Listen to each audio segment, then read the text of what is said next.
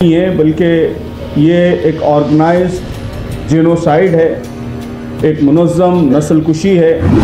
भूख से प्यास से तड़पा कर लोगों को मारा जा रहा है। रोज़ाना आम सिविलियंस शहरी मारे जा रहे हैं, छोटे बच्चे मारे जा रहे हैं, लेडीज़ औरतें मारी जा रही हैं। यूनाइटेड नेशंस की रिपोर्ट के मुताबिक इस वक्त गज़ा में हर 3 में से 1 सिटीज़न वो भूखमरी का शिकार है। बड़ी तादाद में, लाखों की तादाद में बच्चे भूख से मरने के करीब हैं। और जो वॉर क्रिमिनल्स हैं, जिन्होंने इतिहास का ये सबसे बड़ा जुर्म किया है, वॉर क्राइम किया है, तो ऐसे लोगों को पनिशमेंट होनी चाहिए, ऐसे लोगों को सज़ा होनी चाहिए। हम सब की, दुनिया के सारे शहरियों की ये जिम्मेदारी है कि वो भरपूर आवाज़ उठाएं और इस जुल्म को ख़त्म करें, इस जेनोसाइड को रोक लगाएं, फौरी वहाँ जंगबंदी हो। सैकड़ों ट्रक्स, हज़ारों ट्रक्स वो रिफा बॉर्डर पर ठहरे हुए हैं रिलीफ का सामान लेकर, उनको अंदर आने की इजाज़त नहीं है। हमारी हिस्टोरिकल लीगेसी और इस वक्त इंडिया की जो डिप्लोमेटिक पोजीशन है, दोनों इस बात का मौका फराहम करते हैं कि अगर हम आगे बढ़ेंगे तो इस जंग को भी रुका सकते हैं और इस ह्यूमैनिटेरियन क्राइसिस को रोकने में भी अहम रोल प्ले कर सकते हैं। फ़लस्तीन की और गज़ा की जो सिचुएशन है वो आप सब अच्छी तरह जानते हैं कि इस वक्त ये बहुत बड़ा ह्यूमैनिटेरियन क्राइसिस बन गया है।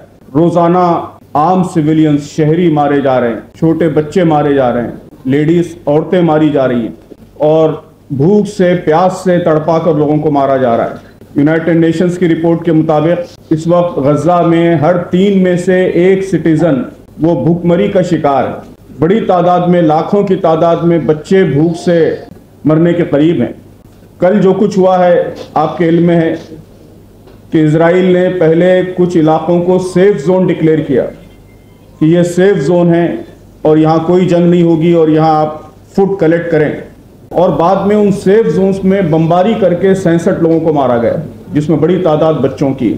तो हम ये समझते हैं कि ये सिर्फ जंग नहीं है, बल्कि ये एक ऑर्गेनाइज्ड जेनोसाइड है, एक मुनज़्ज़म नस्लकुशी है और दुनिया के सारे ममालिक, बड़े ममालिक ये मान रहे हैं कि ये वॉर क्राइम्स हैं, सीरियस वॉर क्राइम्स हैं। तो ऐसे मौके पर खामोश बैठना और इस बड़े कैटास्ट्रोफ को और इस बड़ी आफत को खामोशी से देखते रहना, हम समझते हैं कि ये इंसानियत के, मानवता के, ह्यूमैनिटी के ख़िलाफ़। तो इस मौके पर हम सब की, दुनिया के सारे शहरियों की ये जिम्मेदारी है कि वो भरपूर आवाज़ उठाएं और इस जुल्म को ख़त्म करें, इस जेनोसाइड को रोक लगाएं, फौरी वहाँ जंगबंदी हो। सैकड़ों ट्रक्स, हज़ारों ट्रक्स वो रिफा बॉर्डर पर ठहरे हुए हैं रिलीफ का सामान लेकर, उनको अंदर आने की इजाज़त नहीं है। तो फौरी जंग बंद होनी चाहिए, रिलीफ पहुंचना चाहिए और जो वॉर क्रिमिनल्स हैं, जिन्होंने इतिहास का ये सबसे बड़ा जुर्म किया है, वॉर क्राइम किया है, तो ऐसे लोगों को पनिशमेंट होनी चाहिए, ऐसे लोगों को सज़ा होनी चाहिए।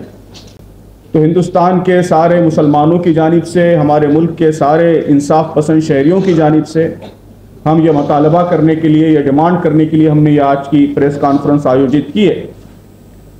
हमारे देश भारत ने परसों यूनाइटेड नेशंस की सिक्योरिटी काउंसिल में जो स्टैंड लिया और जिस तरह इस जेनोसाइड को ख़त्म करने की मांग की, तो हमारे ख्याल में ये बहुत ही अच्छा इक़दाम है, इसको हम वेलकम करते हैं।